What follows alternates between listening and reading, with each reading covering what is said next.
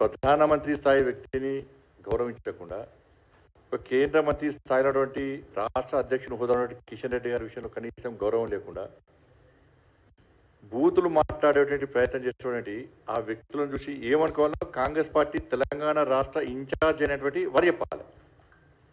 దానిలో పాల్గొన్న ఉప ముఖ్యమంత్రి గారు చెప్పాలి, మంత్రులు చెప్పాలి. మీరు ఆ మాటను సమర్థిస్తున్నారా? ఈ ధర్నాకు మొత్తం ఎపిసోడ్ ఏంటంటే వాళ్ళు బూతులు మాట్లాడినరు అనేది పబ్లిక్ చర్చ జరుగుతున్నది. నేషనల్ హెరాల్డ్ సంబంధించి ధర్నా ఇచ్చారని చెప్పి తెలంగాణ సమాచారం ఎవ్వరు అనుకుంటారు. వీళ్ళు బూతులు తిట్టినరు, బూతులు మాట్లాడిన మాత్రమే తెలంగాణ సమాజంలో చర్చ జరుగుతున్నది.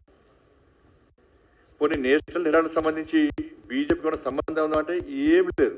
అది సినిమా ఉండదు, దానవీర షూరకర్ణ సినిమా ఉండే, అన్ని ఎన్టీఆర్ గారి పాత్రలే. దీనిలో కూడా అన్ని కాంగ్రెస్ పార్టీ వాళ్ళే, హీరో వాళ్ళే, విలన్ వాళ్ళే, బ్రోకర్ వాళ్ళే, జోకర్ వాళ్ళే. కాంగ్రెస్ పార్టీ వాళ్ళదే, నేషనల్ హెరాల్డ్ పేపర్ స్టార్ట్ చేసింది వాళ్ళే, దానికి అధినేత ఎవరు? నెహ్రూ వాళ్ళే. నెహ్రూ తర్వాత ఇందిరాగాంధీ, తర్వాత రాజీవ్ గాంధీ, తర్వాత సోనియా గాంధీ, తర్వాత రాహుల్ గాంధీ వాళ్ళే. ఏజేఎల్ పబ్లికేషన్ ఎవరిది? వాళ్ళదే. యంగ్ ఇండియా లిమిటెడ్ ఎవరిది? కాంగ్రెస్ పార్టీదే. మూసేసింది ఎవరు? వాళ్ళే. 90 కోట్లు అప్పించింది ఎవరు? వాళ్ళే. 2000 కోట్ల రూపాయలు విలువ చేసి ఆస్తులను కాజీయాలు చూసింది ఎవరు? వాళ్ళే. కేసు బుక్ అయినప్పుడు 2012 యూపీఏ వాళ్ళ హయాంలోనే. సిబిఐ ఎంక్వైరీ ఎప్పుడు స్టార్ట్ చేసినారు? వాళ్ళ హయాంలోనే. ఈడీ విచారణ ఎప్పుడు స్టార్ట్ చేసినారు? వాళ్ళ హయాంలోనే. వీళ్ళ కేసు ఎప్పుడు బుక్ అయింది? వాళ్ళ హయాంలోనే. బెయిల్ ఎప్పుడు తీసుకున్నారు? వాళ్ళ హయాంలోనే. ఇక దీనిలో బీజేపీకి నరేంద్ర మోడీ గారికి సంబంధం ఏదో నాకు అర్థమవుతలేదు. బీజేపీకి నరేంద్ర మోడీ గారికి ఈ కేసుతోనే సంబంధం ఉందా? వాళ్ళ పైసలు వాళ్ళే చుట్టూ గిరిగిరి దింపుకొని 5,000 మంది స్వాతంత్ర సమరయోధుల యొక్క ఆస్తులను కాజేసే ప్రయత్నం చేసింది వాళ్ళే.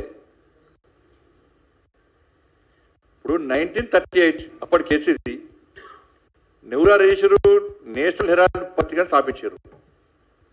5,000 మంది ఫ్రీడమ్ ఫైటర్స్ దీనిలో share holders. Associated general limited AJL సంస్థ పేరు పబ్లికేషన్ పేరుతోని ఈ పత్రికను ప్రింట్ చేస్తున్నారు. ఇది రాను ఒకప్పుడు చాలా ఫేమస్ పేపర్. రాను నష్టాల కారణంగా 2008లో ఈ పత్రికను మూసేసారు. ఎందుకంటే 90 కోట్ల రూపాయల అప్పులున్నాయని చెప్పి పత్రికను మూసేసారు. ఇది కాంగ్రెస్ పార్టీ పత్రిక. ఈ పత్రికను ఆదుకోవాలని చెప్పి కాంగ్రెస్ పార్టీ నిర్ణయించింది. సోనియా గాంధీ చైర్పర్సన్ దానికి నిర్ణయం చేంజ్ చేసారు. 2010లో యంగ్ ఇండియా ప్రైవేట్ లిమిటెడ్ పేరుతో కంపెనీ స్టార్ట్ చేశారు.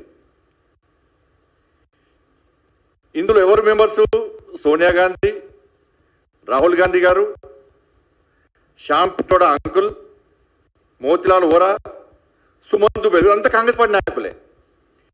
దీనిలో సోనియా గాంధీ గారికి 38% షేర్, రాహుల్ గాంధీ గారికి 38% షేర్, ఇంకా 24% ఈ ముగ్గురికి. ఈ యంగ్ ఇండియా సంస్థకి ఇచ్చినాక యంగ్ ఇండియా సంస్థ తిరిగి పైసలు 90 కోట్ల రూపాయలు చెల్లించలేని స్థితిలో కాంగ్రెస్ పార్టీయే యంగ్ ఇండియాకు 90 కోట్ల రూపాయలు అప్పిచ్చింది. తిరిగి యంగ్ ఇండియా కాంగ్రెస్ పార్టీకి 90 కోట్ల అప్పు చెల్లించలేమని చేతెత్తేసింది. అప్పుడు కాంగ్రెస్ పార్టీ ఏం చేసింది? 50 లక్షలతోని అకౌంట్ క్లోజ్ చేసి పట్టేసింది. క్లోజ్ చేసేసింది. మళ్ళా ఇది కాంగ్రెస్ పార్టీ, అది కాంగ్రెస్ పార్టీ. క్లోజ్ చేసి దేశంలో ఉన్నటువంటి 2000 నేషనల్ హెరాల్డ్ సంబంధించి దాదాపు 2,000 కోట్ల రూపాయల విలువ చేసి దాదాపు 2,000 కోట్ల రూపాయల విలువ చేసేటువంటి ఆస్తులను కాజేసే ప్రయత్నం చేసింది. అప్పుడు 2,000 కోట్లు. ఇప్పుడు అది తెలిసి పెద్ద ఎక్కడికి పోతుంది అది.